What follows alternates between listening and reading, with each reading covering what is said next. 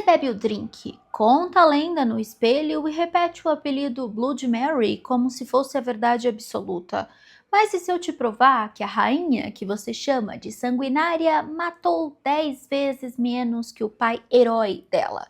E se eu te mostrar o rosto do homem que recebeu dinheiro para destruir a reputação dela para sempre?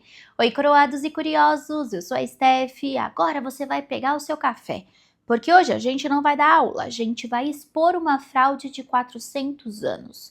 Blood Mary. Você conhece esse nome? Todo mundo conhece esse nome. Tem drink com esse nome, tem lenda urbana com esse nome, tem a brincadeira de falar 3 vezes na frente do espelho com esse nome. Maria I da Inglaterra virou sinônimo de crueldade, fanatismo religioso, de uma rainha que queimava protestantes com prazer e que a história julgou como uma das piores monarcas que a Inglaterra já produziu. Só que tem um problema com essa narrativa, um problema grande. Quando você olha para os números reais, quando você coloca lado a lado quantas pessoas cada Tudor mandou executar, a Maria I executou menos gente do que qualquer outro monarca. E mesmo assim, ela é a única com esse apelido de sanguinária. E esse vídeo é sobre como isso aconteceu. A história de como a Blood Mary ganhou o apelido é, no fundo, a história de como um livro escrito por um homem protestante que conseguiu definir a reputação de uma rainha por 400 anos. Mas então, antes da gente entrar no livro e no homem, vamos falar de números. A Maria I governou a Inglaterra de 1553 a 1558, 5 anos e 4 meses. Durante esse período, ela mandou executar aproximadamente 280 pessoas por heresia. Eram principalmente protestantes que se recusavam a negar a fé reformada e foram queimados na fogueira. A punição padrão para a heresia na Europa do século XVI, usada por católicos e protestantes igualmente, dependendo de quem estava no poder. Agora vamos comparar. Henrique VIII, o pai dela, governou de 1509 a 1547, 38 anos. O número exato de execuções durante o reinado do Henrique é um dos debates mais animados dos Tudors, então eu preciso ser honesta com você. Os números variam muito, dependendo da fonte do método. O número de 72 mil, que circula muito, inclusive em documentários e sites de história, é considerado pelos historiadores modernos como exagerado. A estimativa mais cuidadosa chega em algo de 20 a 25 mil pessoas executadas durante o reinado do Henrique, contando todas as formas de execução capital. E ainda assim, 20 mil contra 280 são 2 zeros. O Eduardo VI, meio-irmão da Maria, que governou entre 1547 e 1553, também queimou pessoas por heresia. 2 a gente tem documentos. Joan Bocher, chamada de Joan de Quente, queimada em 1550. Ela estava quente. Desculpa a piada. E um flamengo chamado George Van Paris, queimado em 1551. 2 é bem menos que 280, mas o ponto é que o Eduardo VI também executou pessoas por heresia e ninguém o chama de Blood Edward.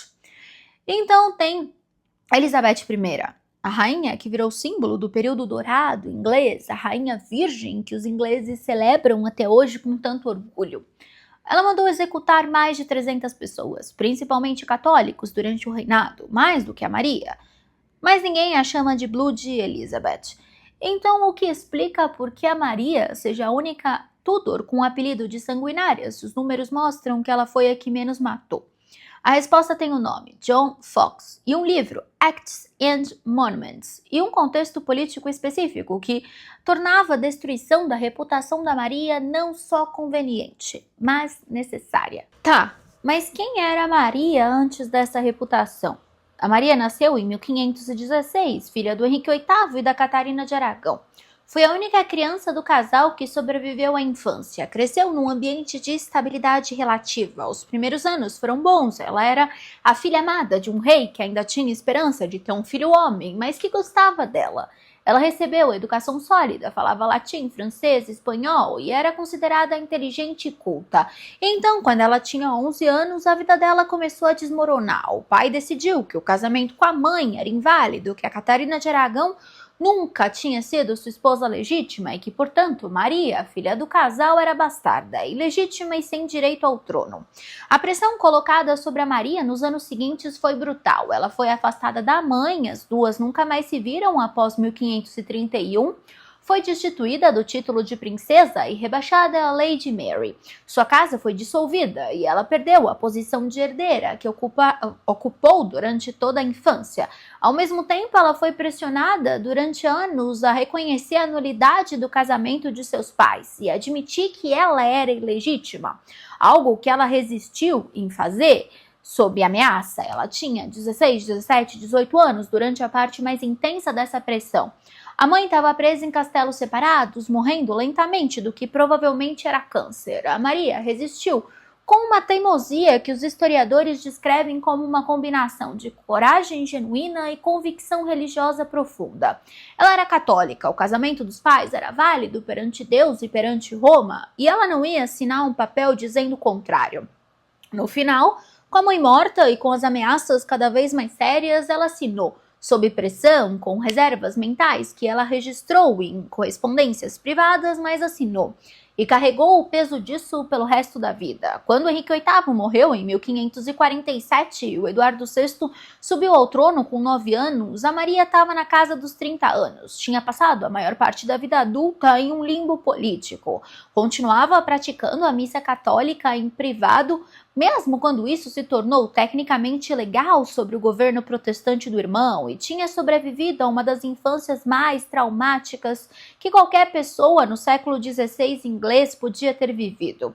Quando Eduardinho morreu em 1553, aos 15 anos, sem filhos, o trono pertencia a Maria por ordem de sucessão, e depois de toda a manipulação política que tinha tentado desviar essa sucessão, incluindo a tentativa de colocar Jane Grey no trono, a Maria agiu com uma decisão e velocidade que surpreendeu todo mundo. Reuniu apoiadores, marchou para Londres e foi recebida por multidões que a saudavam. A população inglesa, que tinha passado 6 anos sob o governo protestante rígido do Eduardinho e seus regentes que governaram em nome dele, receberam a Maria com entusiasmo. Ela tinha 37 anos quando foi coroada, era inteligente, tinha experiência política, tinha sobrevivido décadas de adversidade sem perder a compostura ou a convicção. E tinha um objetivo claro: restaurar o catolicismo na Inglaterra. A pergunta histórica é: o que ela fez com esse objetivo? E mais especificadamente, como a execução dos hereges no contexto do século XVI se compara com o que outros governantes da mesma época fizeram? E por que as execuções dela ficaram associadas ao seu nome de uma forma que as execuções dos outros Tudors não ficaram? Agora então, a gente precisa falar sobre as queimas, porque elas aconteceram. 280 pessoas foram queimadas na fogueira na Inglaterra entre fevereiro de 1555 a novembro de 1558. Isso é real, está documentado. E não tem uma forma de minimizar o que foi. Pessoas morreram de forma violenta por causa de uma crença religiosa. Isso é horrível, independente do século.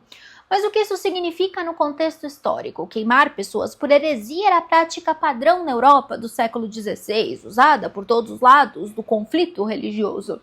Não era uma especificidade católica, era uma especificidade da época. O João Calvino, o reformador protestante de Genebra, mandou queimar, por exemplo, Miguel Serveto em 1553, o mesmo ano em que a Maria subiu ao trono. O Serveto era um teólogo que negava a trindade. O Calvino considerava herege, mandou queimá-lo. E o Calvino é lembrado como um dos grandes teólogos do protestantismo e não como um sanguinário. Na Alemanha, nos Países Baixos, na França, as duas reformações, a católica e a protestante, pessoas eram executadas por heresia em números que faziam as 280 da Maria para serem contidos. A Inquisição Espanhola é estimada por historiadores modernos como responsável por aproximadamente 3.000 a 5.000 execuções ao longo de 350 anos de operação, uma média de menos de 15 por ano. Isso não é defesa das queimas da Maria, é contexto. E tem outro detalhe sobre as queimas da Maria, que raramente aparece na narrativa popular. Ela não estava fazendo isso sozinha ou de forma arbitrária.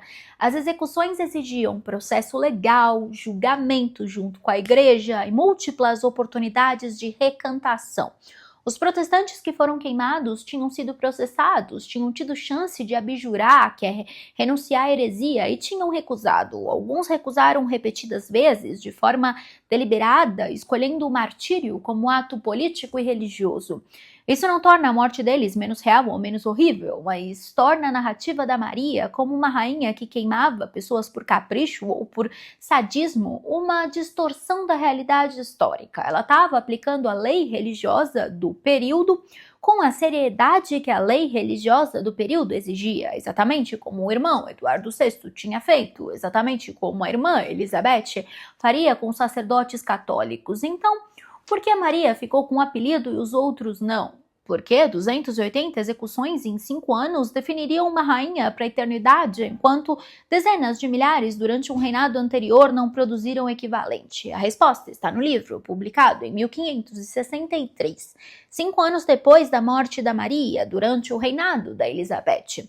E o homem que escreveu era um refugiado protestante que tinha fugido da Inglaterra durante o reinado da Maria e que voltou com a queda de um governo e um projeto editorial claro. E quem era esse cabra?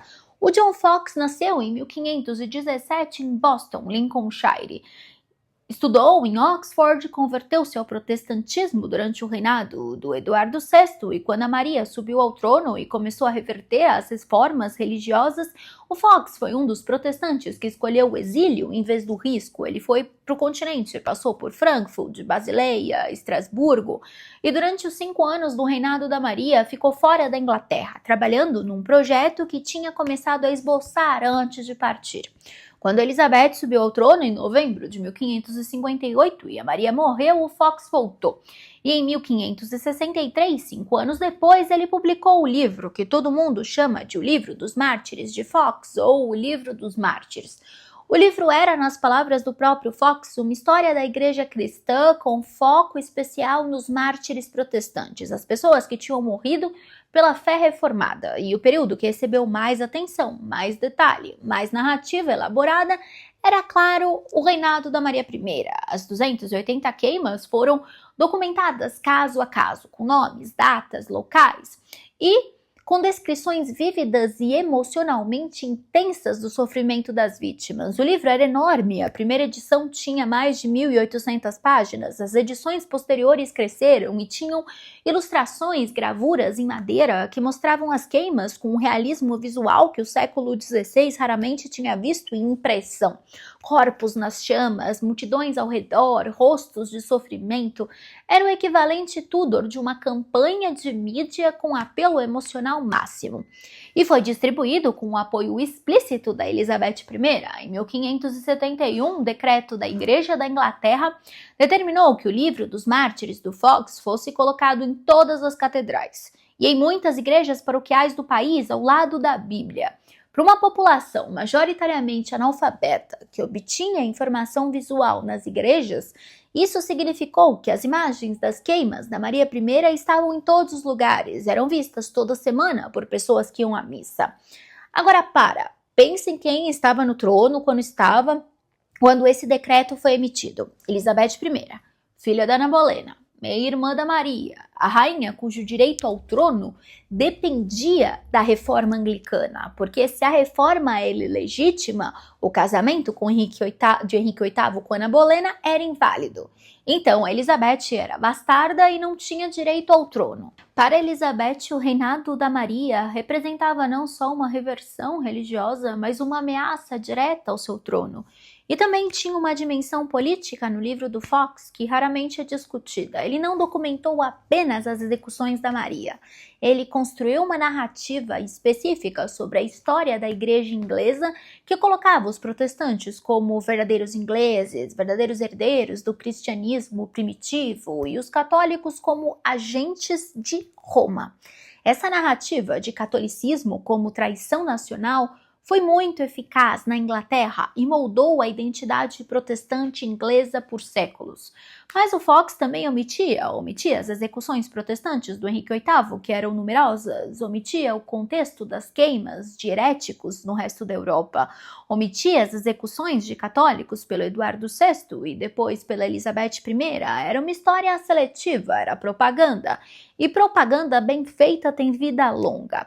Os historiadores modernos que estudam Fox, como David Lloyd, que passou décadas trabalhando nos registros Tudor, reconhecem o valor do livro de Mártires como uma fonte histórica para nomes e datas, mas são unânimes em apontar o viés. O Fox estava escrevendo história dos santos, hagiografia, não uma história neutra. Cada vítima das queimas da Maria era apresentada como um herói espiritual, cada detalhe era selecionado para maximizar o impacto emocional, e o retrato da Maria, que sai do livro, é de uma fanática cruel sem humanidade. O retrato colou tão bem que sobreviveu a 400 anos e chegou até nós como Bloody Mary.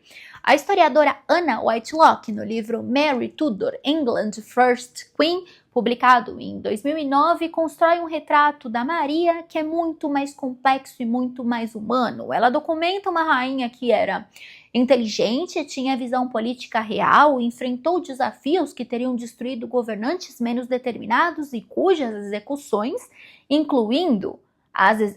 decisões, incluindo as execuções, eram consistentes com a lei e prática do período. A Maria foi a primeira mulher a governar a Inglaterra como rainha soberana, não consorte, não regente, mas rainha com autoridade plena. Isso em si é histórico, e ela governou durante um período de enorme turbulência. Tinha acabado de sair de uma tentativa de golpe que tinha colocado a Lady Jane Grey no trono, estava tentando restaurar uma religião que tinha sido demolida por 2 gerações de reformas e estava se casando com Felipe II da Espanha, num casamento em que a maioria dos ingleses não queria e que produziu uma resistência política constante. O casamento com Felipe também é tratado de forma injusta. O casamento era impopular, mas a Maria foi extremamente cuidadosa na negociação dos termos. O contrato especificava que o Felipe não podia arrastar a Inglaterra para guerras espanholas, não podia nomear estrangeiros para cargos ingleses, não podia agir como rei sem o consentimento da rainha. Era um acordo que protegia a soberania inglesa de uma forma que muitos historiadores consideram sofisticada para a época. E sobre as gravidezes falsas, o episódio que aparece em todas as narrativas como prova de nossa, ela era desequilibrada. A Maria teve pelo menos uma, possivelmente 2 gestações que não resultaram em crianças. Em 1554 e 1555, ela acreditou estar grávida por várias vezes e a gravidez aparentemente não ocorreu. Isso foi profundamente humilhante e politicamente devastador. Os historiadores modernos acham que pode ter sido gravidez psicológica, tumor, câncer em estágio inicial. O que não é especulação é que a Maria estava fisicamente doente nos últimos anos de vida e que isso foi apresentado pela propaganda como evidência de que ela estava louca e não sintoma de doença física grave. A Maria morreu em novembro de 1558, provavelmente de influenza ou câncer uterino ou ovariano. Tinha 42 anos, tinha governado 5 anos e nos últimos meses de vida, num momento de lucidez, ela disse que quando morresse encontraria um Calais gravada no seu coração. Uma referência à perda do último território inglês na França, que tinha acontecido durante o reinado dela, como consequência da guerra com a França que o Felipe II fez ela entrar, apesar dos termos do contrato matrimonial. Ela tinha sido traída exatamente no ponto que ela mais havia tentado proteger. A Elizabeth I subiu ao trono poucas horas depois da morte da Maria, e um dos primeiros atos do novo governo foi garantir que esse livro dos mártires chegasse a todas as igrejas do país. A reputação da Maria foi construída rapidamente, no momento em que ela não estava mais viva para responder. E o que fica depois de tudo isso? O que a história deve a Maria I? No mínimo, honestidade. Deve colocar os números no contexto correto, deve reconhecer que o apelido que ela carrega por 400 anos foi construído por propaganda política durante o reinado da sua irmã, que não era cruel, mas ela tinha que ganhar com a destituição e destruição da reputação da irmã. Deve também reconhecer que a Tudor que menos matou ficou com o pior apelido da história. Não estou dizendo que a Maria era uma santa, ela não era.